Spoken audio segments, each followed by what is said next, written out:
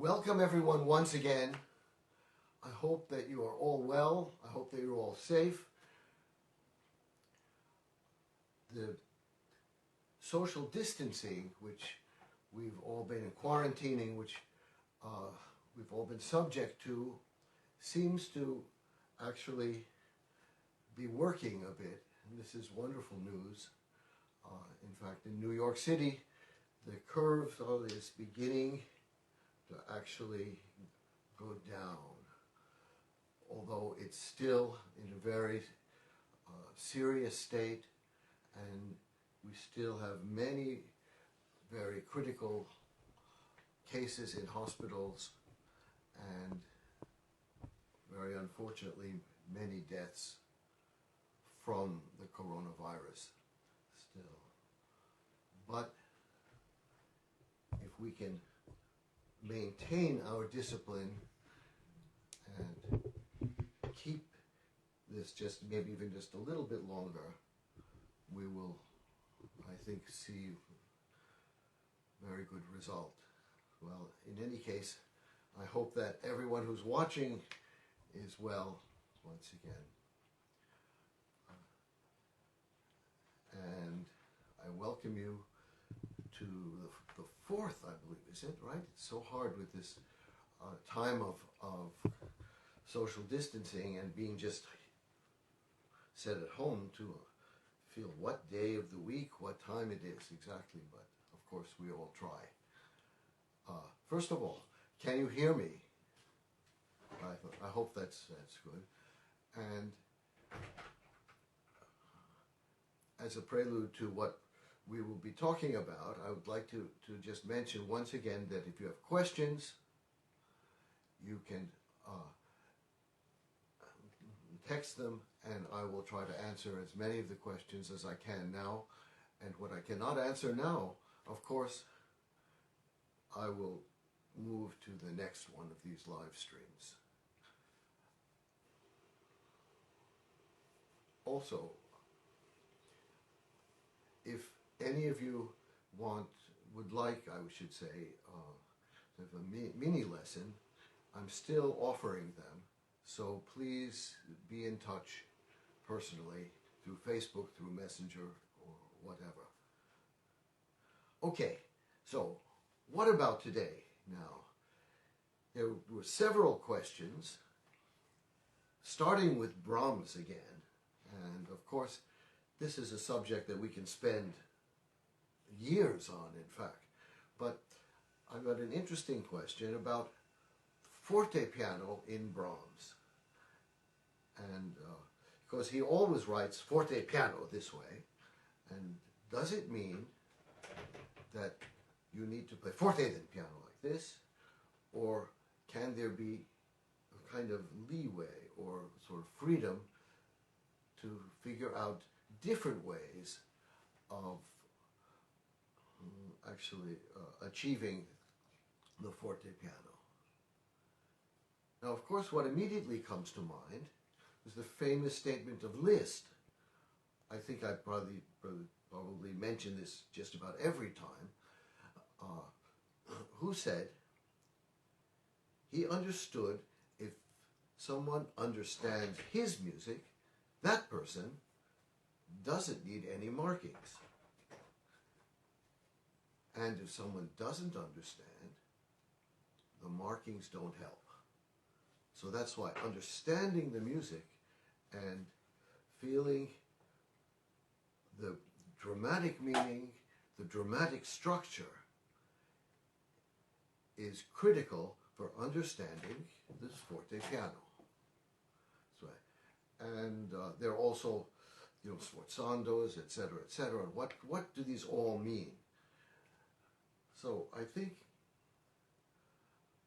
I will go to the piano and sort of demonstrate a few different kinds of forte piano which Brahms actually used, even though he notated them all the same way. Also, left over from last week was the very important question of how do you find expression in contemporary music which is not based on tonal implication? In other words, how do you find the appoggiatura in contemporary music? Of course, as I mentioned earlier, the appoggiatura is what very much creates expression in music.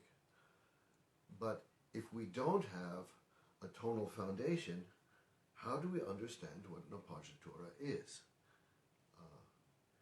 This is a very important and fascinating question, and I hope that I'll be able to spend most of the time on that.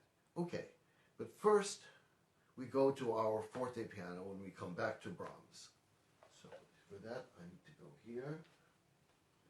Let's see.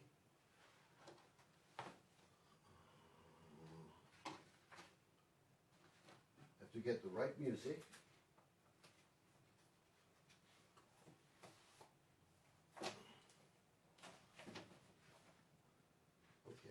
And I begin with the one example which I actually showed and spoke about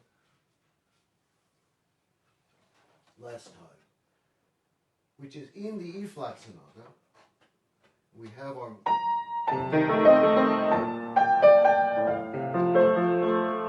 and then of course we have forte piano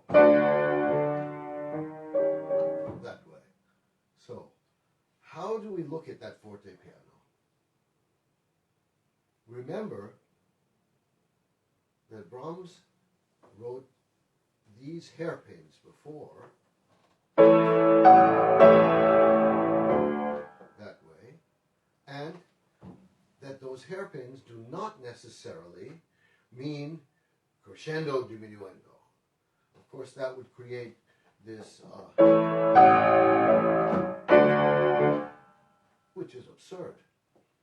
But in fact, since we know very much that it has to do with a stretch of time and an importance of this passage, these actually three notes which envelop these hairpins, that we know that we're going here in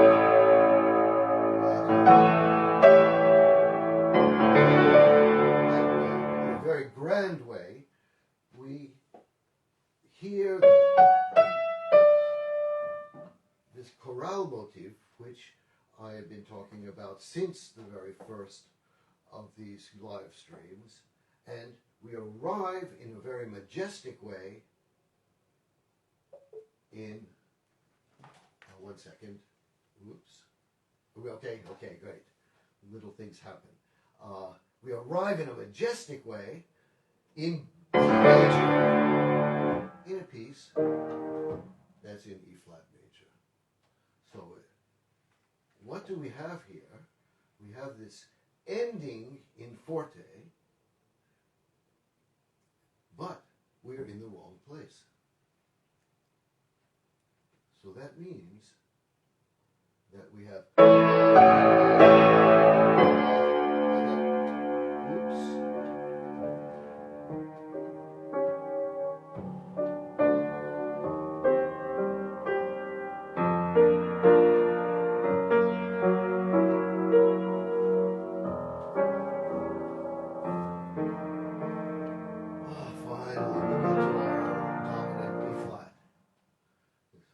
so, this forte piano here is a dramatic moment which comes from forte. And this is generally what we see with forte pianos in Brahms, that they are very often what we would call elisions. So we end in a certain way, but it's, maybe something different is happening. And that different can happen quickly, or it can happen slowly. It can emerge. So here, it's kind of in the middle.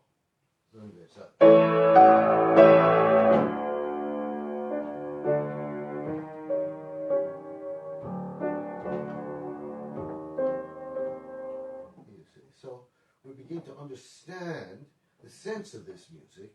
This is alla list, and we understand what the marking means, the forte piano. Yeah.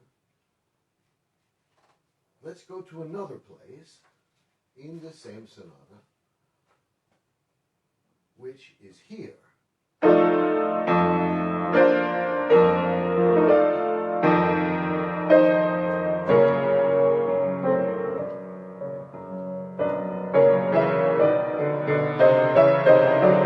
Etc., etc.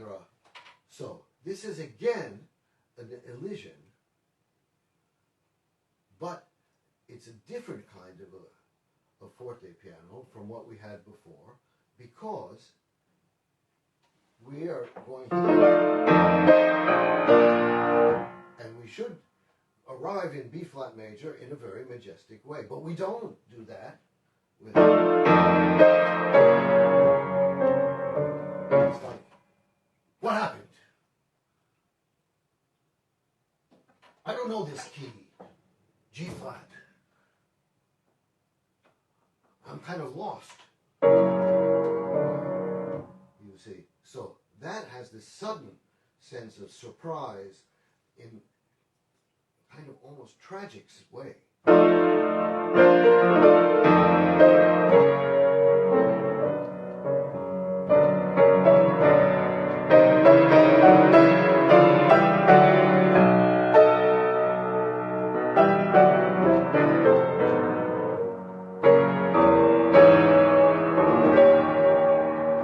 Etc.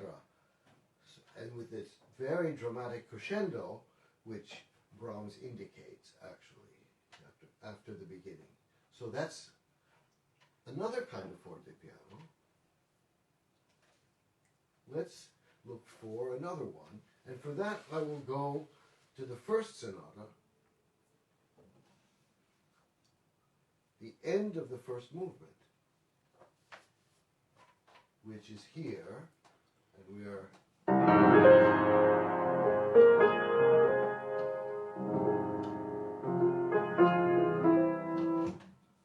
and again we find that this is an elision. And what I often hear is this. I hear from here this sorry. And then it comes down, and then and we think, that sounds too weird. Something is not right. Now we look at just the piano part, and it is kind of very massive in a way, very poignant.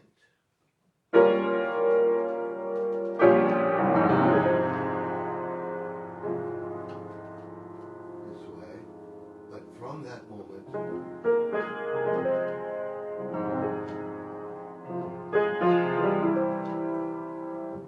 it changes.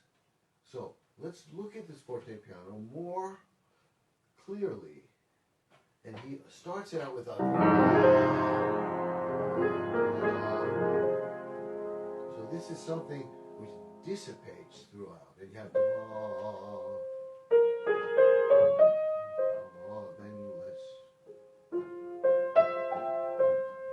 and then moves from there. So we have here this here.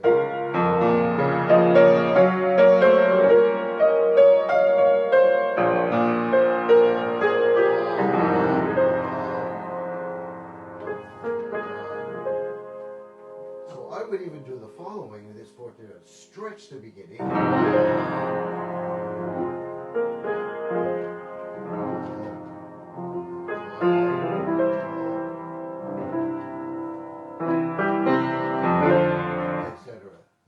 So here we have in Brahms 3 different kinds of forte pianos. So once again, what is important is to understand, I should say even more than understand, to feel the meaning of these sections that I'm in, and that explains the forte piano and explains how we can actually perform them so that they have the meaning that they deserve, we should say. Okay, now I go, in fact, to another composer, and this is Robert Schumann. And since, of course, we're dealing basically with the clarinet, I will stick to clarinet music, and here we have his fantasy pieces, Fantasy-Stücke, and we also have very interesting both forte pianos and sforzando pianos. And the question is, why does he make a difference? What is the difference? And what could be the sense of these different markings? Okay, now Schumann, like very much of what he has written, has a very personal sense not only of his language, but of his notation. And that has very much to do with the sforzando piano or the forte piano. And what we see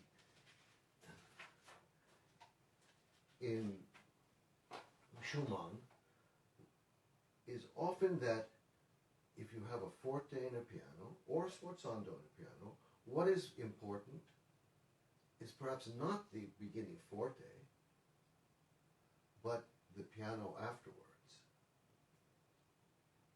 And the first example I will give of that has to do with the first movement. This will be, oh gosh, I don't have measure numbers in the part that I use, but I think you will be able to follow it. We have after this,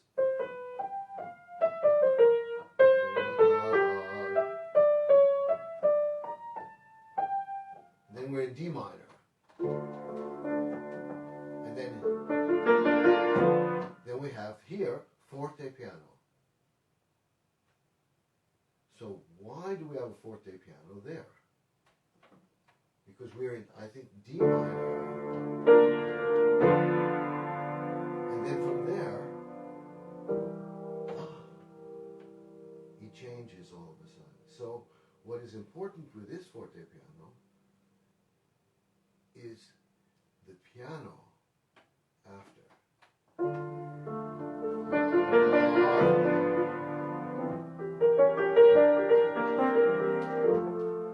And then just by analogy,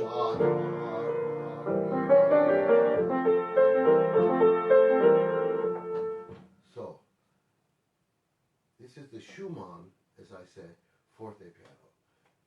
Even here,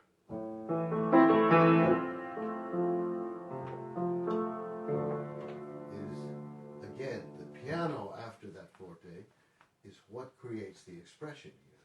We go now to the second movement, and we look at his sforzando piano. And here we start.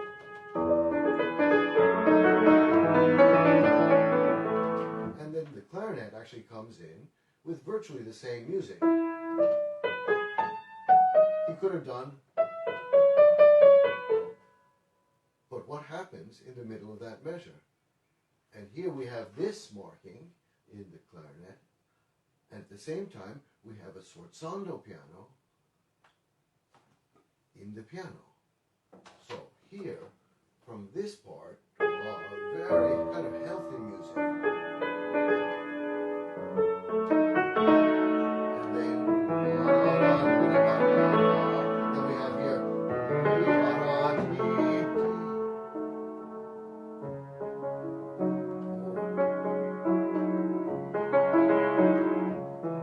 Then goes back.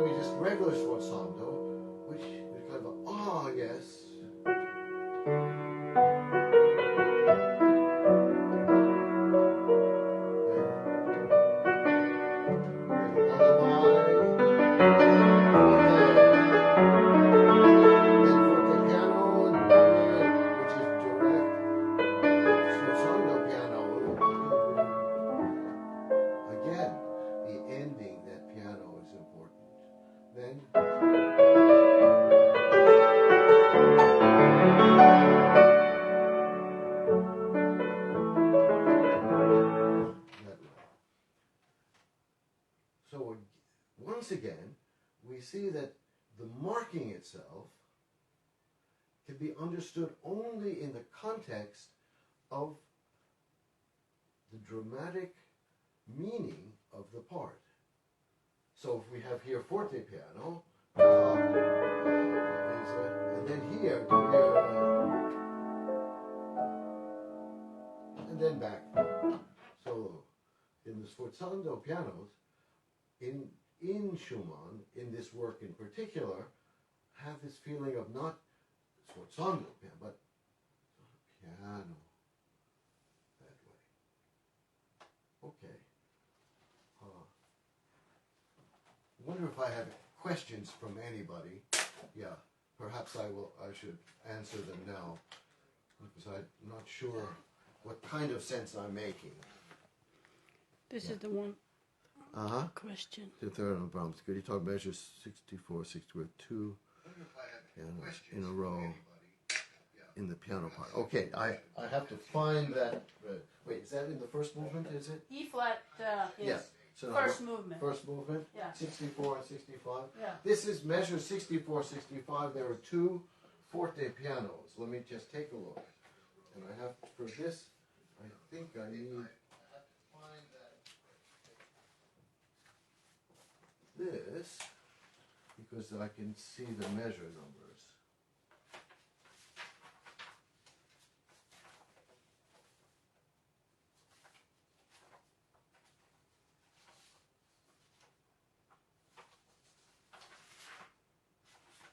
Of course, my pages are totally out, but I think I can find it here.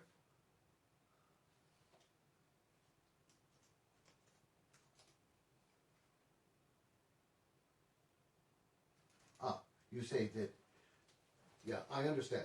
So, this is in the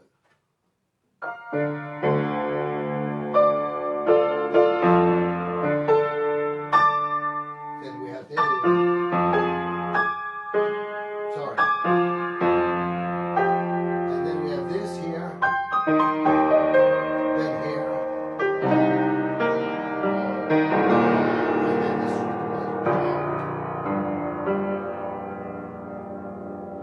So that makes perfect sense that we are moving to that, and that's a forte piano there. And then we do have issues in works of every composer about what voice is on top and what voice is subordinate here. So at that moment, of course, and then we have a motion. And then here, and this as it moves to that. And this is also where we have this.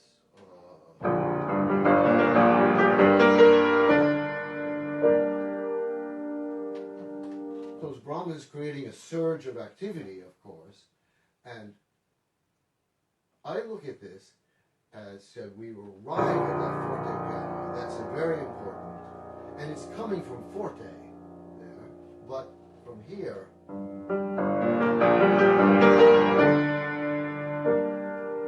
Has to move that way. Now he doesn't mark the clarinet with a forte piano, only the piano, because the clarinet has the primary voice. But the figuration of the clarinet part, which is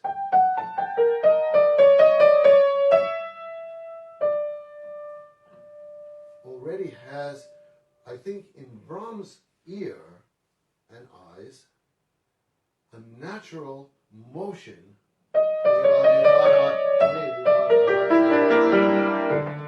which moves that way. However, the piano part, maybe, although it looks like it does, perhaps does not have such an obviously melodic kind of motion. So he moves the piano with the forte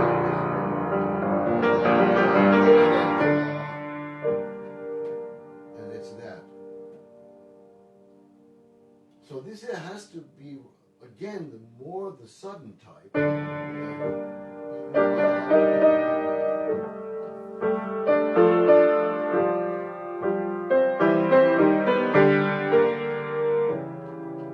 And then he has sottovoce. This way, which then leads to G major. So I don't know if this answers the question particularly, but hopefully it at least gives you food for thought. Any other question about our forte piano? Okay. Then I will move on to the major topic of today's little talk, which is what do we do with what's so-called contemporary music, music which is not tonally set. And for that, I think I do a tiny bit of looking at musical history. So first of all, if we look through musical history, we'll see that as music and society, of course, developed, different aspects of music took precedence.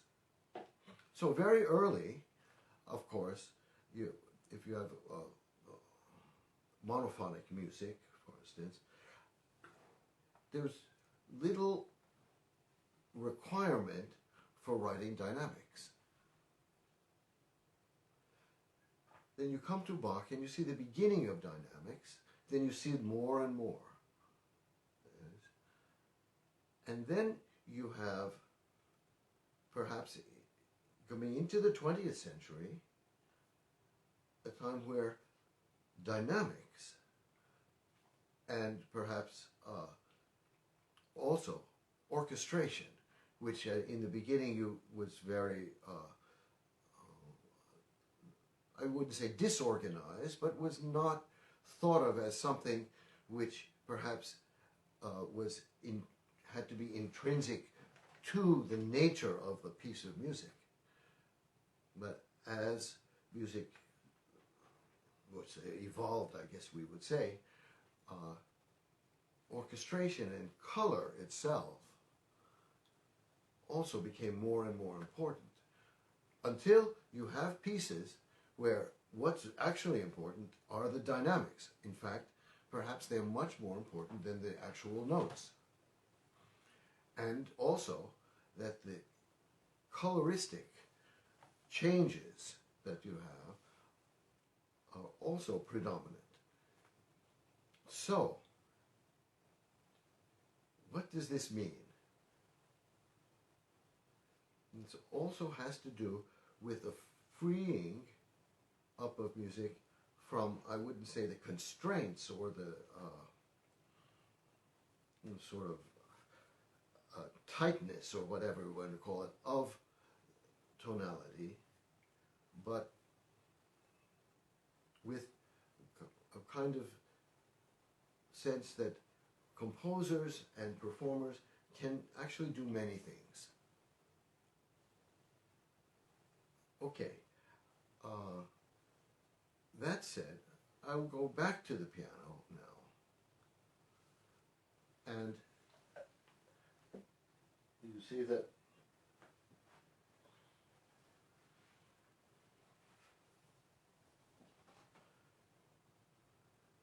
and I mentioned here the famous statement of Arnold Schoenberg, who said that we are looking at, in a sense, the liberation of the dissonance, which of course was the liberation of the dissonance from the necessity to resolve. So if you have a dissonance, it can resolve, but it doesn't have to. Okay.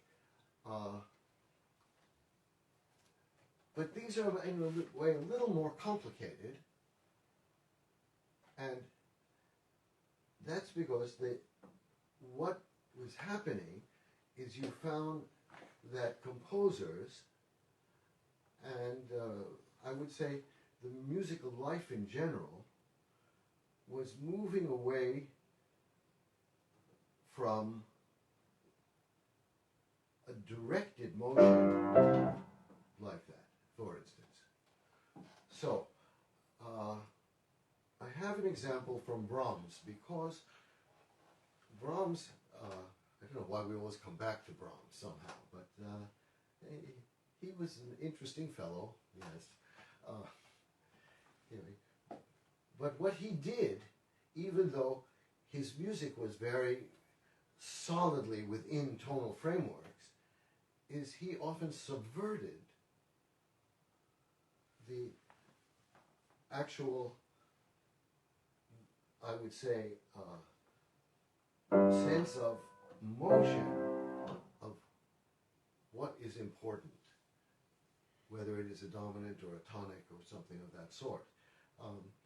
And with that, I should mention an article which I think is the most, perhaps even important article that I've read about Brahms. Of course, you have Schoenberg, Brahms the Progressive, which was very important, but Charles Rosen, the brilliant musician in all kind of senses of the world, it's a brilliant performer also, and brilliant thinker, he wrote an article, Brahms the Subversive. And the basic premise of that article is how Brahms subverted tonal language while using it. And for that, I will just go to a short example here. So, we have in the Opus 60 piano quartet of Brahms, we start here, and we're in C minor. So we have this, and then what does he do here? He has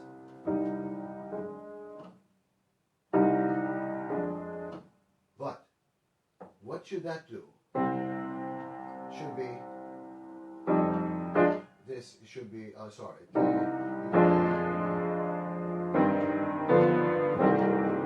That's what should happen. But his marking actually subverts that completely. So he has two.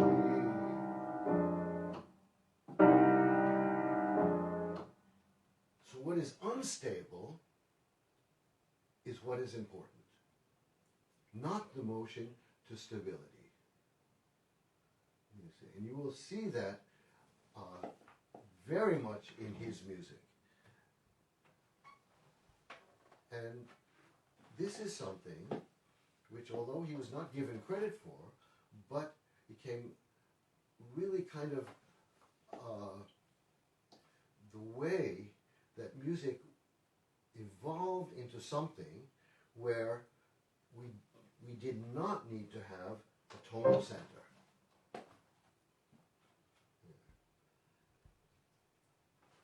Now, earlier, of course, we have Wagner.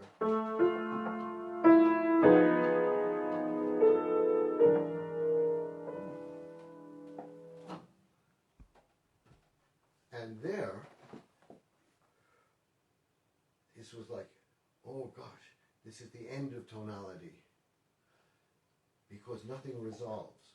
But of course, in this work of Tristan, which is anyway remarkable, the only reason things do not resolve is because he doesn't do it. So in this passage, and then you can have a nice little da-di-da-di-da piece with nothing. But he avoids the resolution. Now let's go back to Schumann.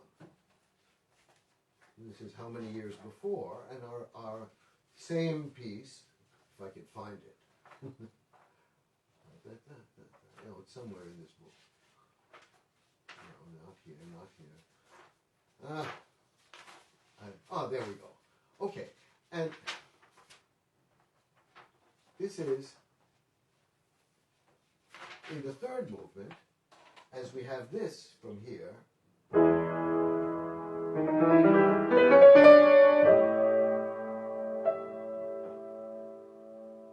not so different from what actually inspired Wagner, however many years, 17 years was it after this? And in fact, they should go to D major, but he doesn't do that.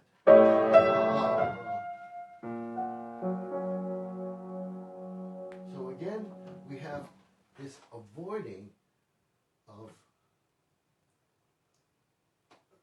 what we would call tonal, I would call tonal implication. Okay, now what does this have to do with atonal music?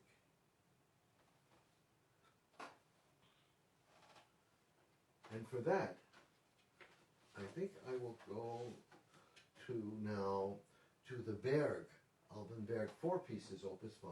Again, I have to find this music, which should be somewhere on my piano.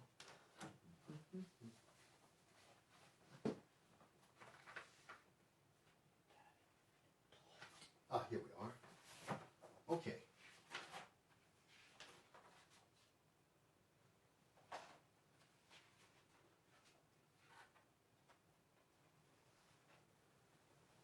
So here, in the second movement, we have this pedal, which could be D major, but we don't see that at all. We finally realize at the end of the piece that it is that.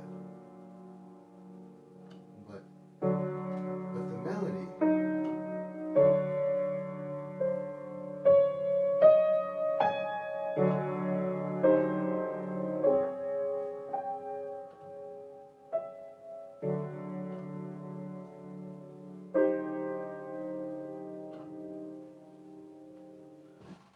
so here you have a purposeful avoidance of a resolution into some kind of tonal framework. So from this,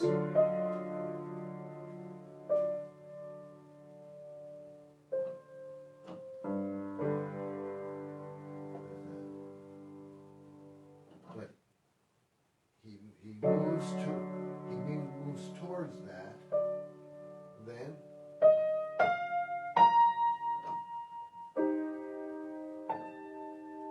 and then go D major, but no, because it's there. You see, so every time there should be some kind of tonal resolution. He contradicts it with dissonance. So that,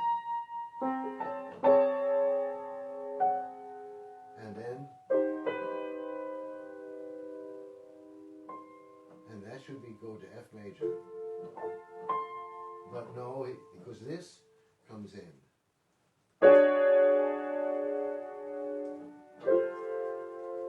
Basically.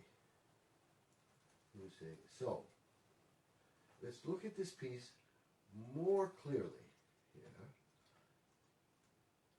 So we see something that moves to greater dissonance and to lesser dissonance.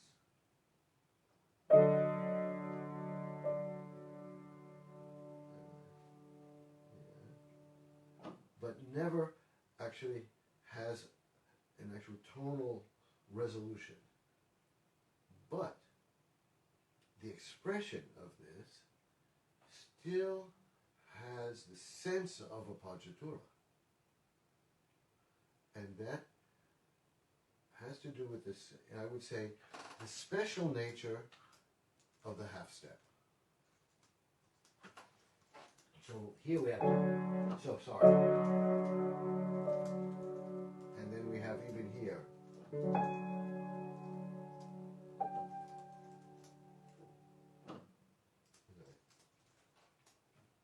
And would say that I always look at music, whether it's the newest music or the oldest music, as somehow connected.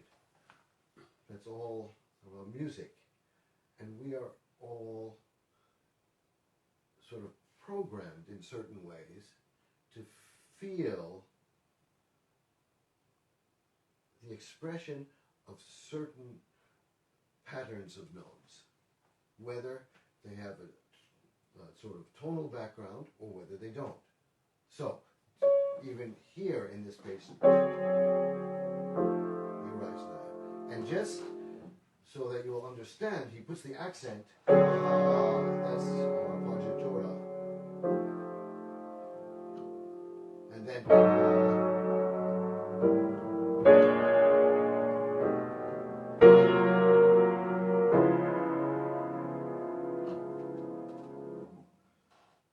that way. So what can we say about the music in the 20th century going into the 21st century, or music as it lost its tonal basis? We can say that what that did was it freed the appoggiatura. So we can extend Schoenberg's little statement of liberating dissonance to actually liberating the appoggiatura from the necessity of tonal resolution. That way. But the expression remains. And because it's liberated, we even see there's more possibilities for what actual an appoggiatura is. Of course, as a performer, we can have a problem. Because if you're playing how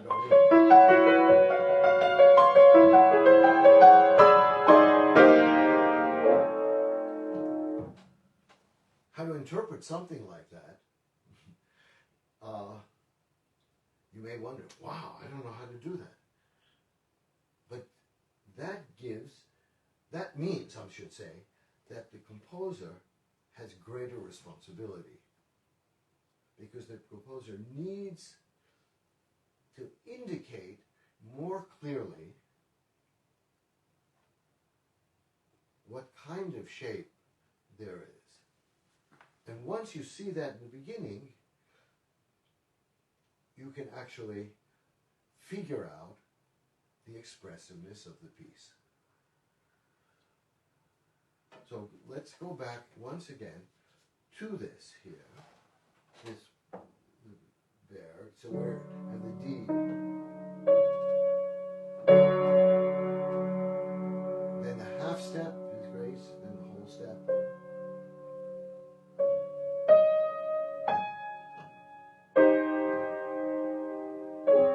Then G.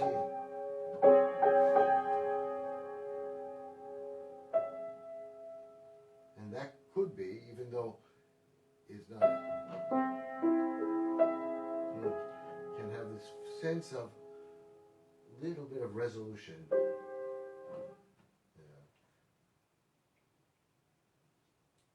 Okay.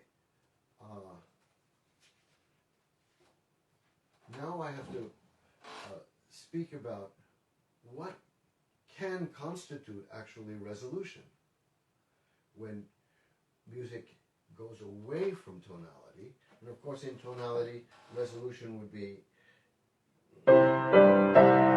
moving back to your home pitch. Earlier perhaps, if you have just one line, moving back to the same pitch, although we see in a lot of folk music that in fact some monophonic things do not do that, but always will end a pitch lower. That complicates things in a way which I'm not going to get into. But anyway, what we can find in non-tonal music, but still involves 12 tones,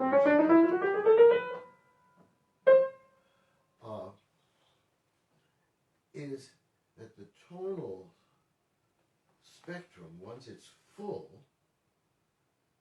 creates a resolution. And we can go back to Berg. I go to Berg for so many things because really you can see much of the development of music in his works. And these little 4 pieces, Opus 5, are very remarkable in many ways. And if we look at this first piece here, we wonder, what is it about?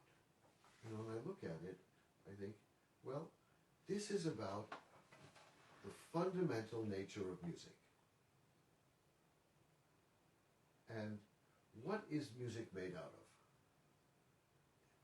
It's made, you have pitch,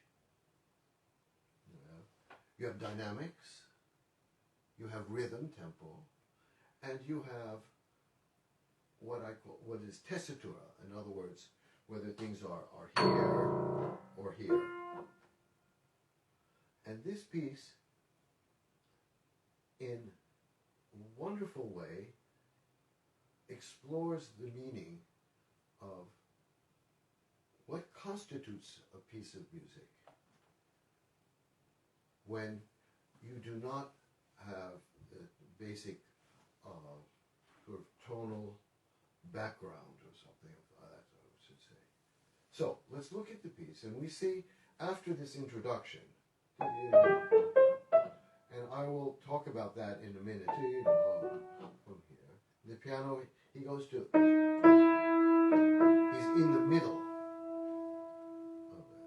of it. Now the end of the piece, he's at the very extremes. So he moves from the middle all the way up to the end. So in that sense, he completes one of these parameters. What does he do also? He goes from very kind of most it's an energetic part of the piece. It's I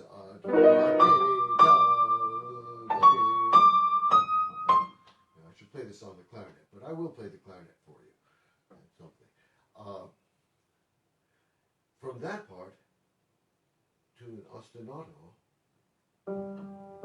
which gets slower and slower and slower and slower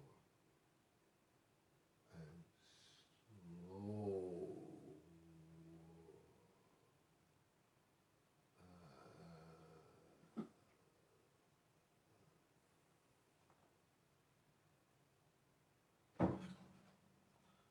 Until it stops. So he completes the second parameter. Now, what he also does is he goes from the loudest point. Once again, we can just from there, and you have this low D very high this way, to something that gets softer and softer.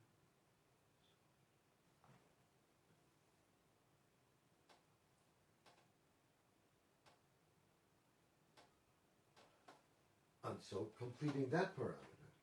And one thing which you don't see it quite exactly, and I will leave this up to all of you to check out and to try to find how he does this.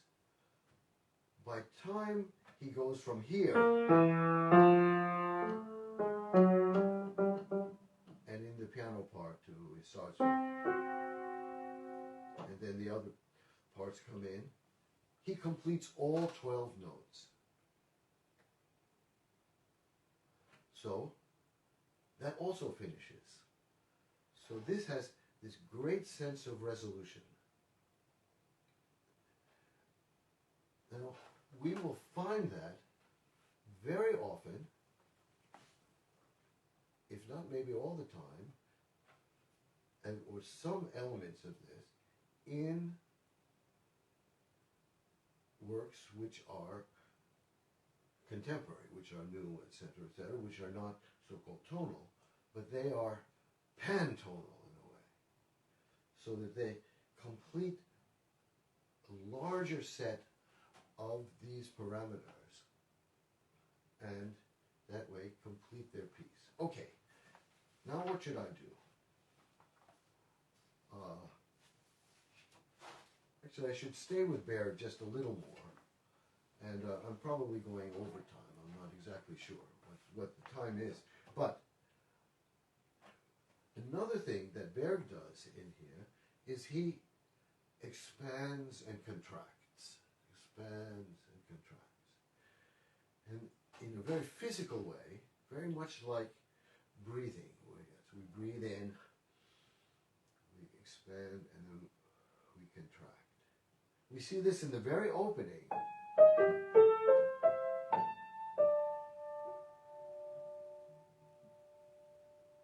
This way, which, just for your information, remember this. This. So he actually has his D major here in the very beginning of this piece, although we don't notice it. Maybe you notice it now. But here we start from this to a D, to a D, and the whole piece sort of goes up and back this way.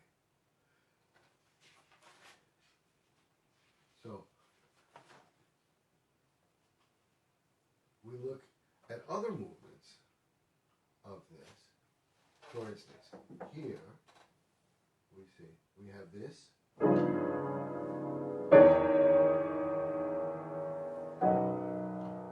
Up this way.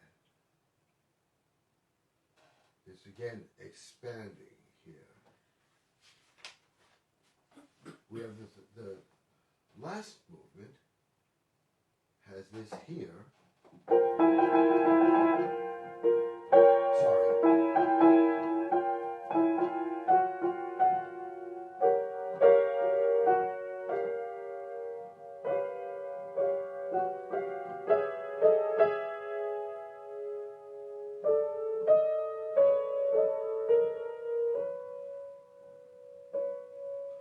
So he contracts everything this way until here, and then he opens up the time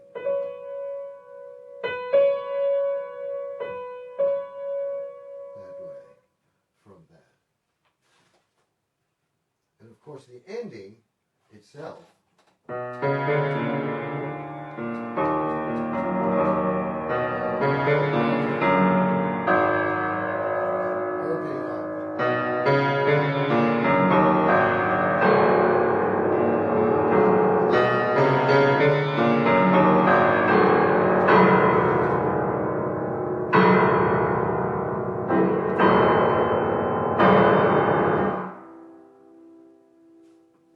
until we have that.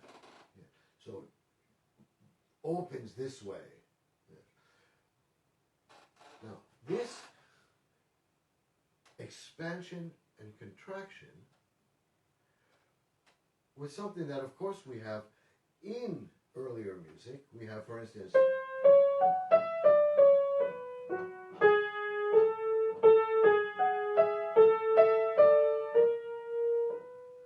you see how it moved from here to going that way. So it contracted there. But that was compositional technique which created the possibility for many different kinds of wonderful melodies. But perhaps it was not looked at so much as a real structural principle of music. But as we free the appoggiatura, this sense of moving this way and then that way became much more critical to our understanding of musical expression. Okay, Now I should go perhaps to the clarinet, and I will play a few pieces for you.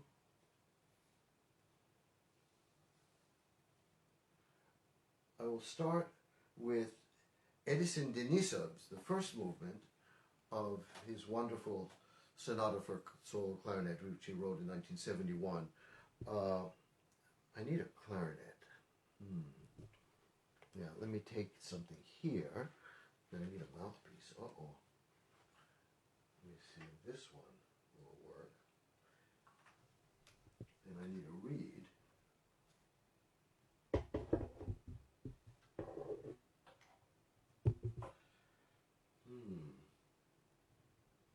I think this one will work. I don't know.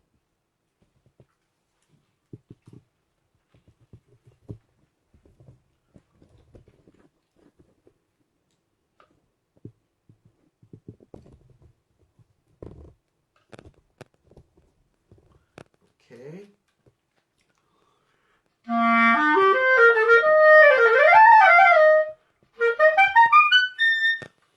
It sort of works.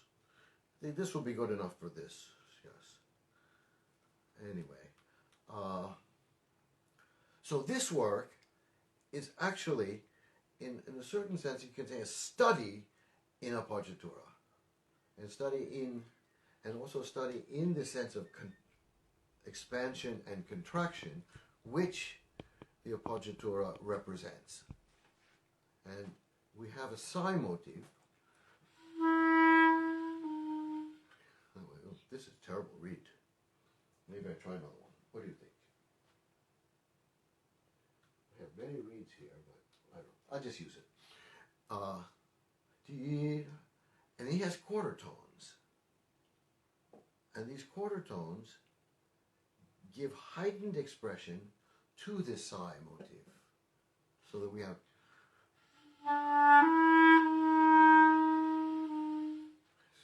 from this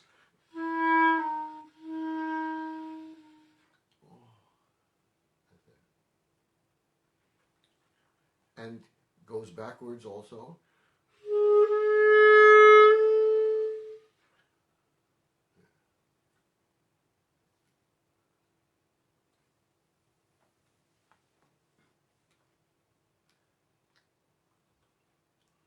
And in this piece he creates a journey which starts sort of again in the middle, goes up to the top and ends all the way on the bottom. So we have a shape,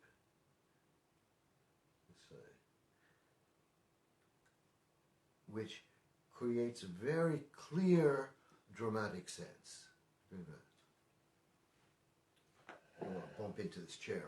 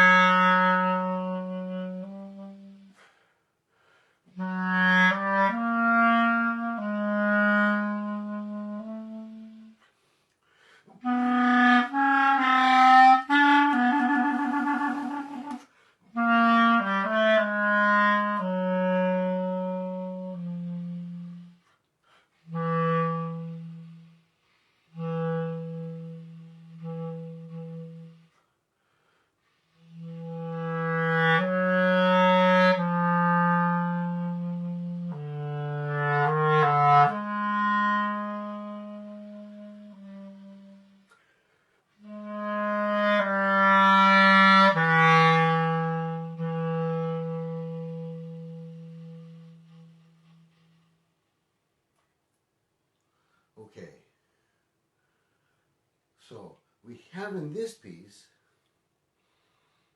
kind of what I would say an unleashing of the expressiveness of the gesture of appoggiatura.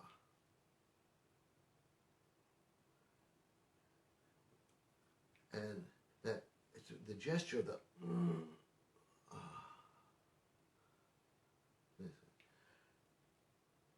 and coming back as a performer, I go right back to what I was talking about last week and the week before as well, that the physical nature of this expression is critical and is very much in this piece on the surface. So if I have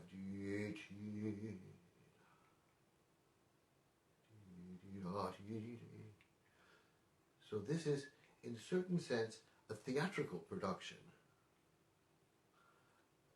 A theatrical idea, I should say, which, rather than having it realized with a spoken text or with a physical motion, although, of course, as performers we can do that as well, it is in sound. So we feel the physicality of the sound this way, and we feel it, that the sound comes from this physical kind of sense of actual motion inside our bodies. That's right. Okay, I'm sort of going around a tangent, but it all will sort of come back at the end. What I should do now is go to very different kinds of pieces for clarinet, and I had requests. One request was to explain a little bit about the Boulez domains. There's a piece he wrote actually before this, I think, was it 1968? I'm not exactly sure. And what the question had, he said that Denisov is actually overtly emotional, and that was my reason for playing it now, of course. But the Boulez was very difficult to get a grasp on. So this person who would teach the piece said he would spend time on the technical aspect of it, but would not really understand perhaps the, I don't know if you call it emotional aspect or the illustrative aspect or whatever of this piece. So I cannot really deal with this very much here, but I probably, here, let me get my, you can see it's very well worn. Now, which one shall I use? Let me go here.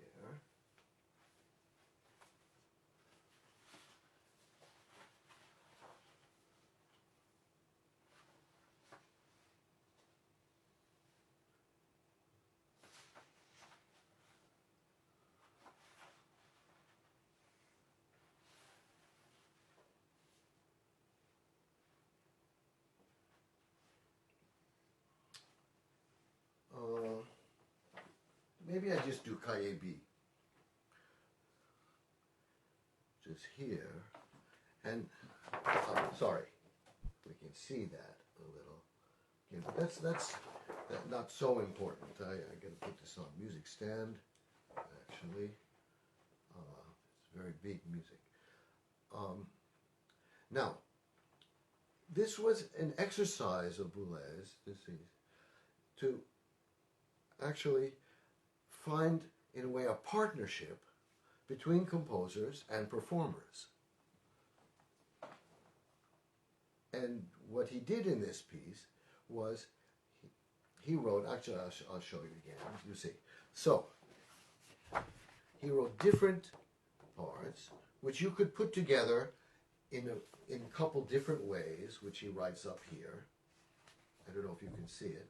And then, also, he has different possibilities. So the first one can be mezzo forte or piano or pianissimo. The second one, piano, pianissimo, piano, or mezzo forte. So it gives you different shapes which are possible. And you can choose them. Here also notes. You can play either straight or you can play with extra little grace notes, kind of sort of flourishes there. And all of these cahiers work that way. You have from A to F, and then he has the mirror, which go backwards the other way. So this has a combination of very controlled structure and a lot of freedom. And this interested Boulez, of course.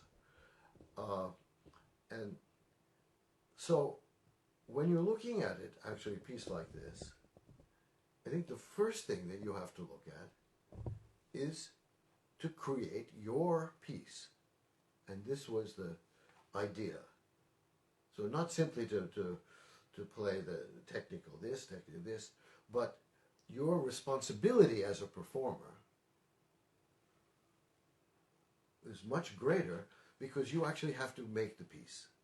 It's as if Boulez gave you the ingredients and a kind of basic recipe, but I think I'm being told I better go a little faster. Okay, I will.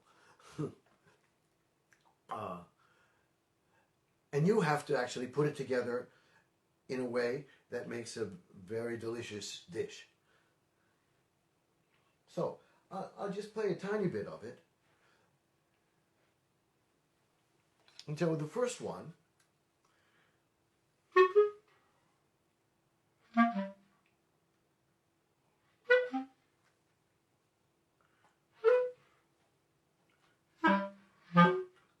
You see? So these are little gestures, but we should think of them as gesture.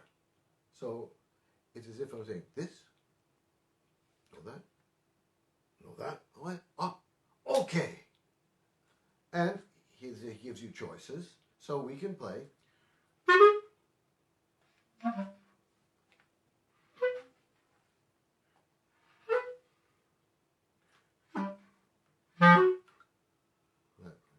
Or another way.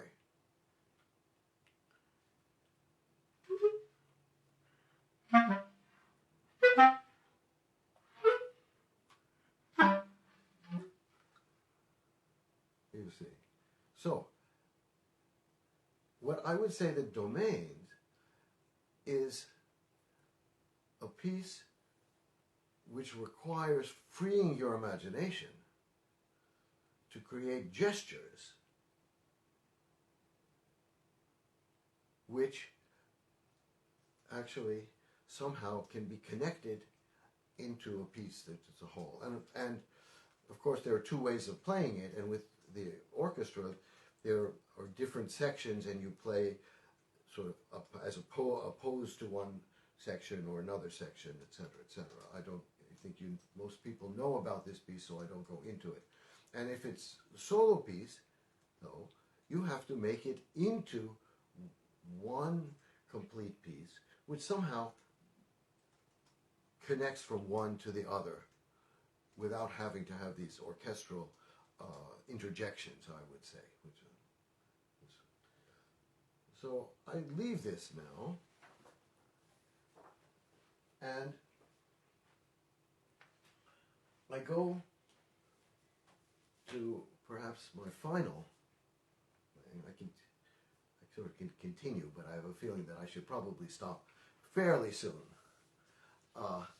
And this is by Elliott Carter. This is his very wonderful and very famous Gras.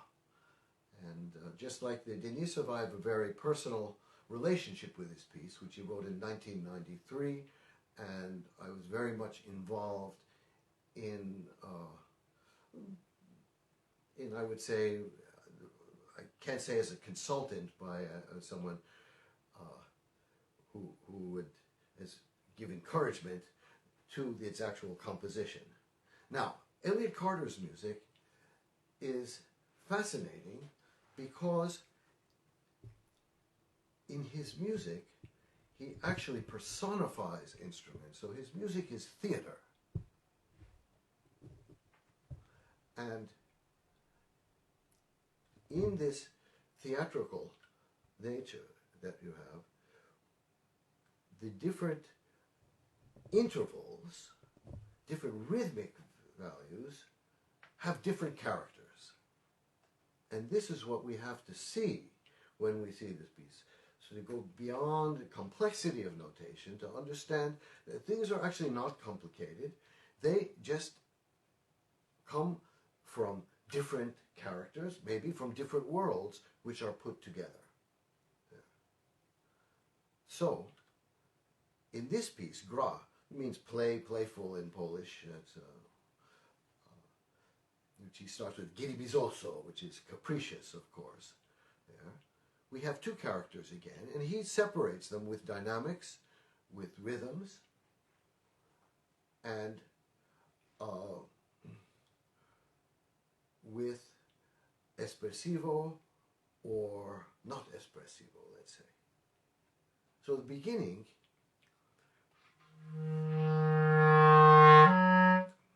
is that, it was like, oh, and we can, if we continue,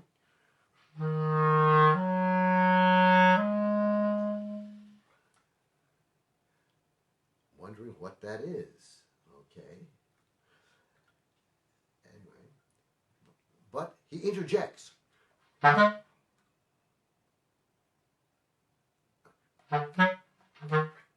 way. And these are the two different characters.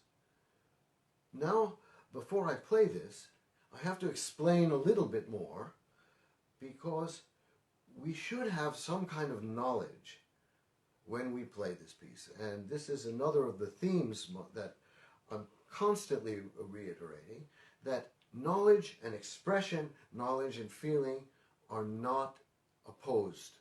They are not enemies, let's say. Okay. And there are two things to mind. One has to do with the way he wrote this piece. And for that I will just show you. So he starts out with 4 notes. And then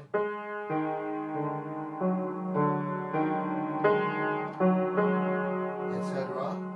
But then he has 2 more notes there, which is there. And what that does is that completes what is called the all trichord hexachord. Okay, people are going, oh no, what is this? But it is actually interesting and worth knowing about. That's hexachord, which is this way. It's actually in inverted form. This contains every single, within 12 notes of course, every single possible 3-note chord. You see, so it has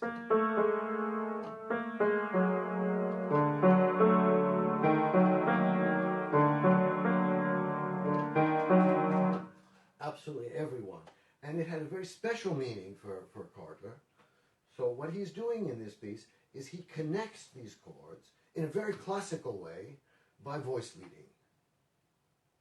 So you have a common tone, and that can be a hook to actually change the chord, just like it is in tonal music. Okay, and let's look at this carefully. For those of you who have the music there, you can check, and for those who don't, with everything here, and I'll go back to the clarinet.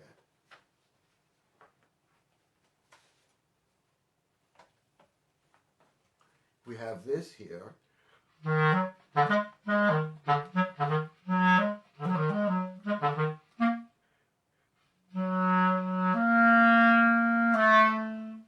To that B, concert A, and all of a sudden that has an accent in forte. And that's the first time that we have that in the espressivo part of this piece. Why? Because he has just completed the 6 notes of his, I wouldn't call it his tonic hexachord, but of his primary hexachord. So that he's completed. And from there he moves on. Then the next part is, which is here, finally ends up, the next section comes in there. Before that section, at that moment, he has actually completed all 12 notes. In other words, the 6 notes which were not in that original hexachord. He goes through, and you see that throughout this piece, as the section comes to close, he's completed all 12 notes. Not unlike Berg. You see. So that gives a feeling of closure to the different little movements of this piece. Okay, so you can forget about all this probably, but keep it in the back of your mind. Even more important, though, is that this piece is written in a language of 3. From beginning to the end, everything is in 3. So it's kind of like this. 1, 2, 3. 1, 2, 3. 1, 2, 3. 1, 2. And I'll just play the beginning here, where he actually breaks up the 2 different characters and the 3. Again, we have that thing. 1, 2, 3. Then he does it again. 1, 2, 3. Then he does it this way. 1, 2, 3. Then he does this. 1, 2, 3. 1, 2, 3. Yeah. So this is all 3. Then we have, that was, let's say, the emotional character. Then we have the capricious character, and we get 1, 2, 3. Then 1, 2, 3. 1, 2, 3. 1, 2, 3. 1, 2, 3. Then 1, 2, 3. 1, 2, 3. So throughout this piece we have that. And I will play it for you, I hope. And see if you can feel. Yeah, it's 3. Actually, before that, I have to explain one other thing. Because this especially for clarinet players, it has something here that I'm very, it's a kind of pet peeve of mine. Because in the middle of the piece, we have a G, concert F. And then Carter writes, while holding this note, increase and decrease a change of tone color or vibrato or both. And one thing is missing in this. So it starts forte, then you have this hairpin, and then it should go down to pianissimo. And then there's another hairpin that goes up to forte and above that. So, what does he mean by this? And you have people doing all sorts of little silly things on the instrument here, and you wonder, that sounds kind of lame.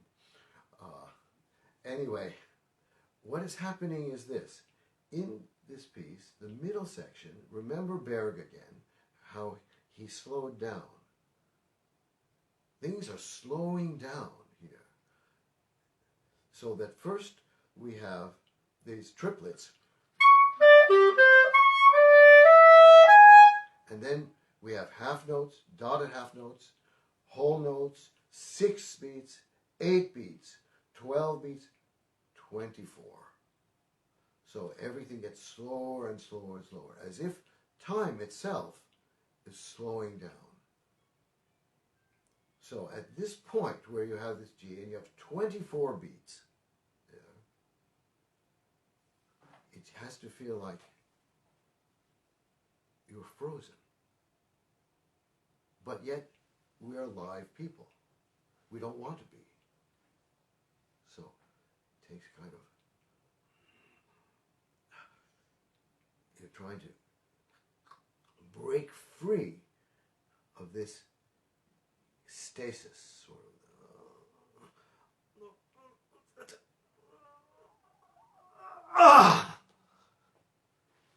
And that's the meaning of this. Okay, this change of color, etc., etc. You see, he didn't express it in that kind of theatrical way. He wasn't want to do that, but that is his meaning. Okay, so I will try this piece, and we'll see what you can do. Oh, you know, I'm sorry. I have to say one more thing. I know, I'm just going way over, but if anyone stays, you stay. If you go, you go. It doesn't matter. But here, we also have very clear sense of appoggiatura. Again, not tonally, but the gesture is there. So here, for instance, the half step, again, has meaning. And it always will have meaning, I think, in music. This is and here,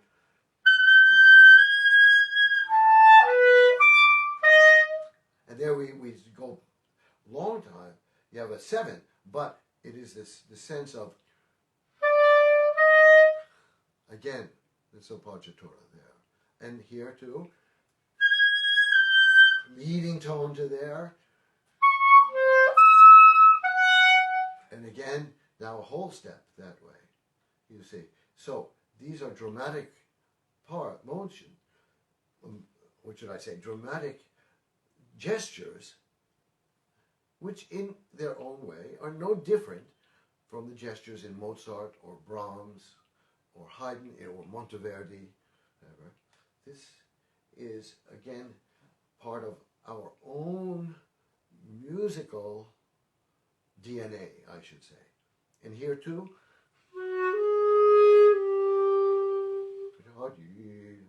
has that. So, with that in mind, I'll play a little bit. So.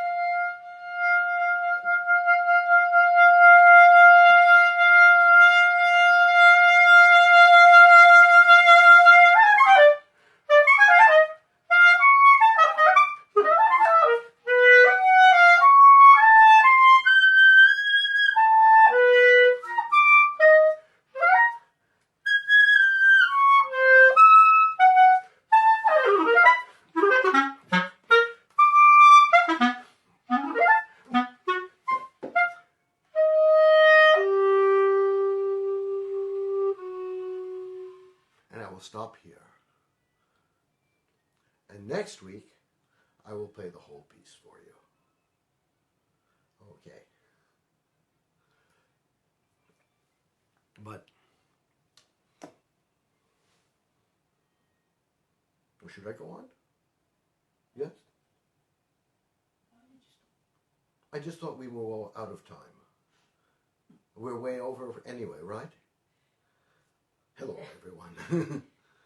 Yeah. Okay? Because I wanted to anyway end with something very different. Okay, I was thinking, so I think next week I will actually start by playing this piece, and then I'll probably play something else very, very different from this, to another kind of contemporary aesthetic, I should say. So, but now I want to actually play the surprise for you, which I had mentioned in my little message about this live stream. And this is going once again back to Brahms. And it is, let me see, I think we need to turn this on. Let's see that the Bluetooth is connected.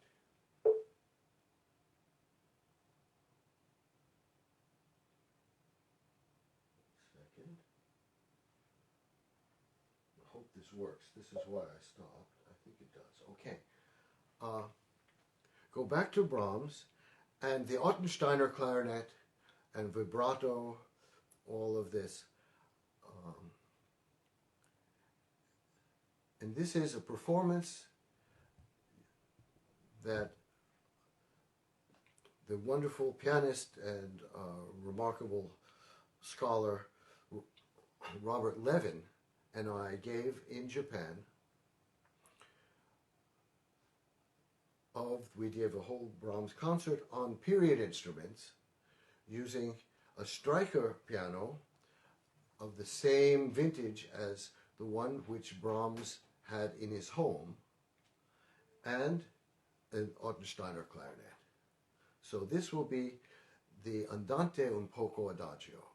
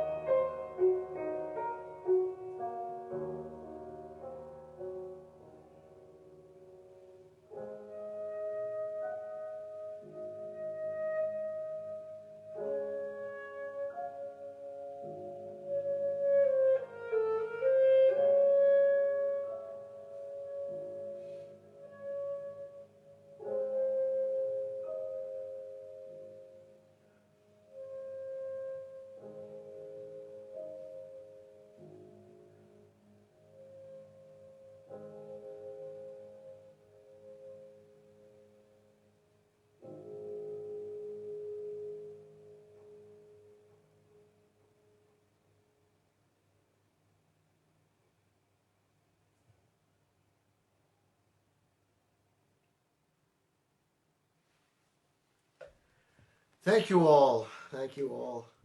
Thank you for indulging me. And any questions, please feel free to contact me. I'll be more than happy to address anything that I can. Be well. We will get through this all together. Thank you.